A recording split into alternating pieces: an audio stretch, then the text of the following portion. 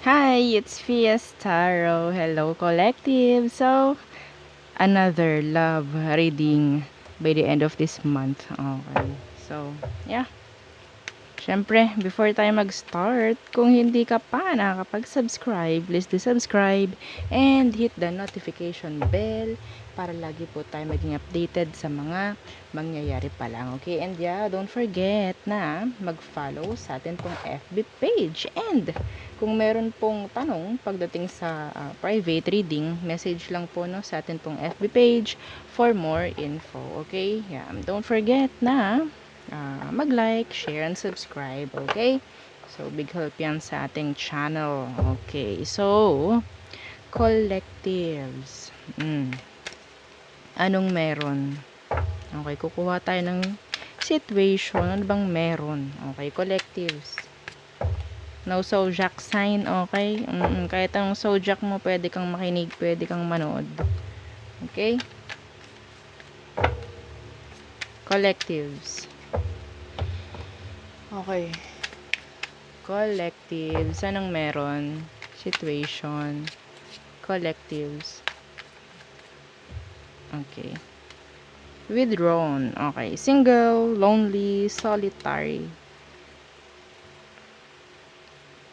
Some of you, while in a separation, nagpapaganda, nagpapapogi. Okay. Yeah. Yung iba sa inyo, ganun. Nagpapa-blooming. Nagpapa-blooming. So, ano bang meron dito sa withdrawn? Okay. Possibilities. So, free-spirited, adventure, risk. Okay. Yeah. Being positive, I guess. No? Tingnan natin.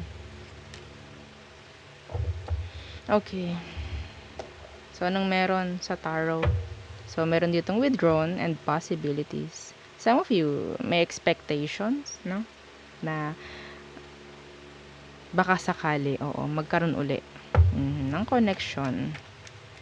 Okay. Anong meron? Tingnan natin. Collectives. Ano pa bang meron sa situation nyo? The Nine of Wands. Someone is guarded. Meron ditong parang umiiwas na. Okay?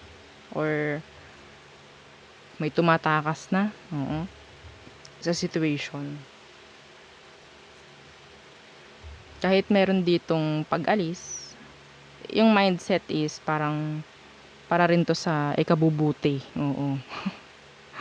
No? Para sa ikabubuti ko rin. Mga ganyan. What's with the Nine of Wands?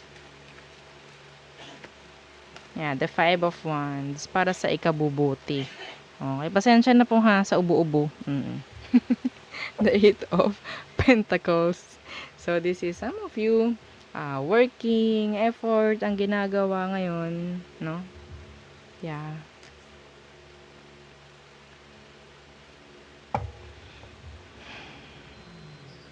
The Nine of Wands and the Five of Wands in reverse. Pag-alis, pag-avoid, or pag-iwas sa drama, sa pain, sa problem. Yes. Oh, this is nice. I think this is nice. Oo. Parang ano eh. Okay, kahit na mahirap to, gagawin ko to kasi kailangan to. Or, yeah, magiging okay rin to. Magiging okay rin ako. Parang ganun yung nakukuha ko dito, collectives. Some of you, pwedeng may fire sign sa iyong birth chart. Okay? Fire signs, Aries, Leo, Sagittarius. Okay? Pwedeng yung person mo. Okay. Ano bang meron sa person mo? Tingnan natin.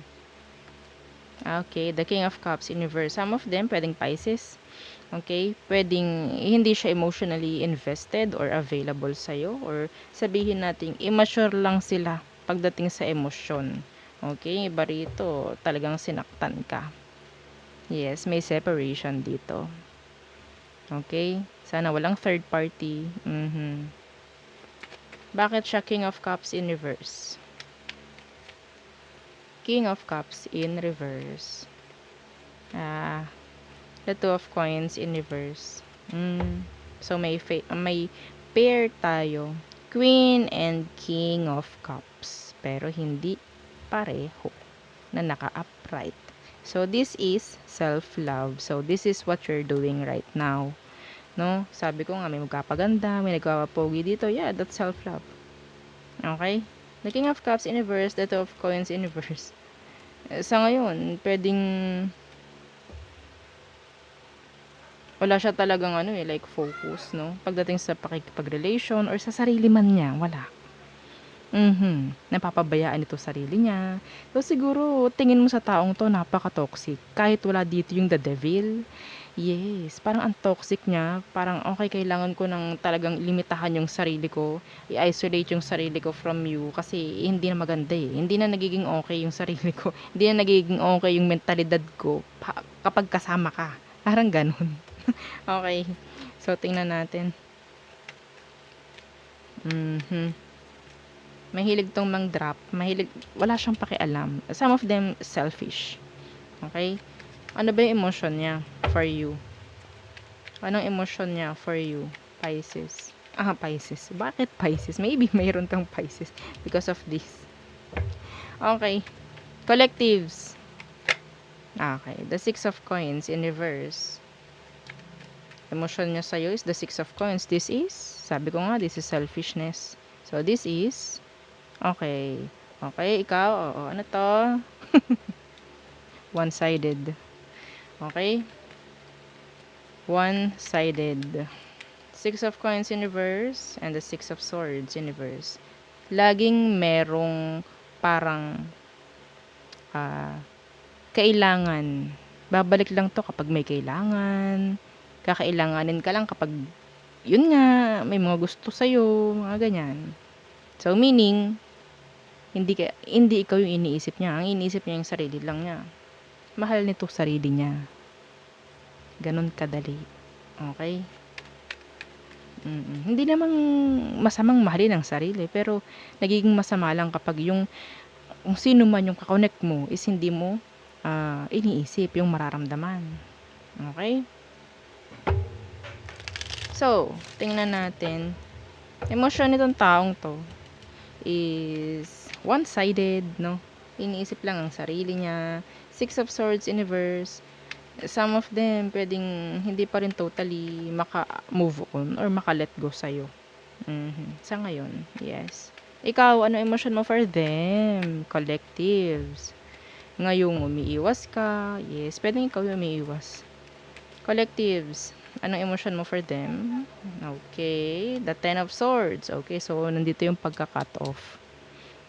Yeah, binackstab ka, no? Backstab. Lahat na lang paulit-ulit. Yes. So, nandito si Ten of Swords. This is ending. This is, okay, ikaw, oo. Ikaw, na nandiyan, oo. Ano to? Healing. Yeah, you're healing. Okay? You're healing. Even though gusto mo to, ginusto mo to noon, mas pinipili mo yung sarili mo ngayon. Okay? So, ano tong Ten of Swords? Yeah, the Miss Opportunity card. Yes. Kahit masakit, kahit mahirap, gagawin ko to. Dumating ka naman kasi talaga sa puntong ginusto mo tong taong to, pero hindi kayo naging equal. Nakita naman natin kanina, the King of Cups and the Queen of Cups, hindi sila pareho. Okay, so tingnan natin anong next action niya if ever. Meron kaya? Ay, okay, tingnan natin. Okay. For the collectives, anong next action ng person na iniisip mo ngayon? Sa'yo. Okay? Ano?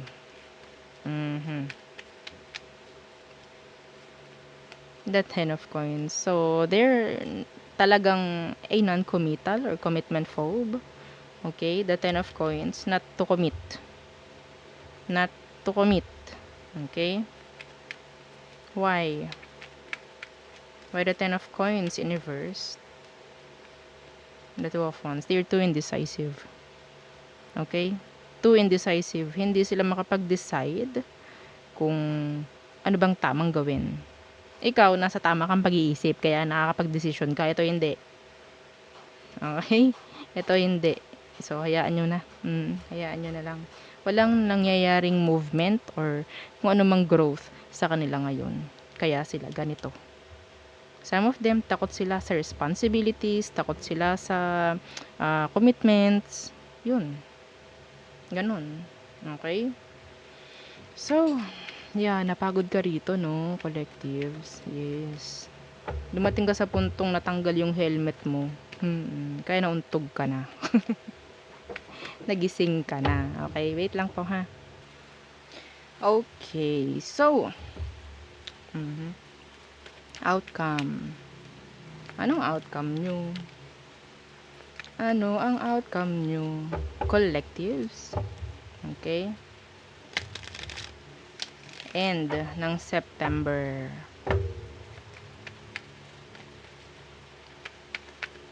Okay. Okay. The 3 of coins, universe. There's no cooperation.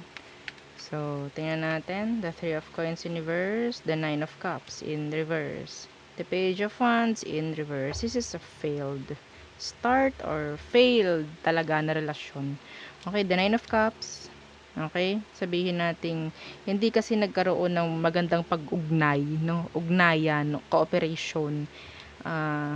Kahit sabihin nating gusto to, naging miss opportunity. The 9 of cups in reverse. This is sabihin nating kasi kapag siya nakaganto, this is wish fulfillment. Pero naka-upright siya. Okay? I mean, naka-reverse. Okay? Nakaganto siya. So, this is unfulfilled dreams. Unfulfilled, okay, in general. So, yeah, because of the no cooperation. So, siguro, parang, okay, this is it, pansit. Parang ganyan. Kung hindi, edi hindi. Yes, parang hindi rin ako nakakita rito ng parang pinupursige mo pa sa ngayon. Okay, parang ganyan, yeah. Kahit parang ano yun, nasayang. Yes, nasayang. Actually, may chance sana to kung pareho kayo ng focus dito sa relation. Yung iba rito talaga may anak kayo. May anak yung iba rito. May anak kayong pareho. Okay, sarili nyong anak. Pero, yeah. Hindi nagkaroon ng cooperation eh. Parang iisa. Yun nga eh, one-sided. So, mahirap nga. Okay, so, yeah, missed opportunity. Bahala na si Batman. Yan, naririnig ko. Okay? So, ano ang meron pagdating sa all signs. Okay, all signs. Aries through Pisces. Okay. Aries through Pisces. Aries. Iba sa inyo, kung karelasyon mo yan, they are non-committal. Takot sila sa commitment. Okay? I don't know. Iba rito, gumagana lang or dumadaloy lang. Humahaba lang yung relasyon nyo just because of the material things. Okay? Or sa mga bata. Taurus. Nagpapaka-busy sa ngayon si Taurus. Parang naghihintay ito ng right timing. Gemini. Okay. They're like secretly stalking. Siyempre. Secretly. Ini-stalk ka. Madalas ka nitong isipin. Madalas kang mapanaginipan. Cancer. Kung tinalikuran mo si Cancer, sobrang daming conflict ngayon. Sobrang daming drama. Mixed signals. Okay? Yeah. And, ang tawag dito, fake scenarios. Okay? Lagi silang nag-iisip pagdating sa'yo. Leo, they're not healed. Hindi sila open sa emosyon para sa'yo. Virgo, some of them, tinatry nilang takutin ka, no? May pananakot ako nakikita dito sa Virgo na to. Manipulations. Libra, third party, or sabihin natin, if ever, meron ditong separation, gusto nilang maging okay kayo. Okay. Scorpio, pwedeng mag-step up to sa situation nyo. Siya yung umayos. Okay? Siya yung aayos ng sitwasyon nyo, if ever. Okay. Sagittarius, wanting to connect, wanting to talk. Okay, wanting to fix everything. Oo, parang ayaw na ng katoksikan. Yeah. Some of you, meron ditong like, may sasabihin siya sa'yo na katotohanan. Capricorns, okay. Isolating. Not talking. Distancing themselves. Aqua, avoiding you. They love you, but they are avoiding you. Pisces, may pagdadalawang isip sa ngayon. Okay? Masaya siya. Okay, masaya siya. Pero, I don't know, like, may manipulation dito. Okay? Pwedeng ang pinapakita sa'yo nito, happy siya, pero hindi yun totoo. Okay? May ganun. So, there. Yun ang ating reading for the collective. So, thank you. Don't forget to like, share, and subscribe. And follow our FB page. Thank you. Bye!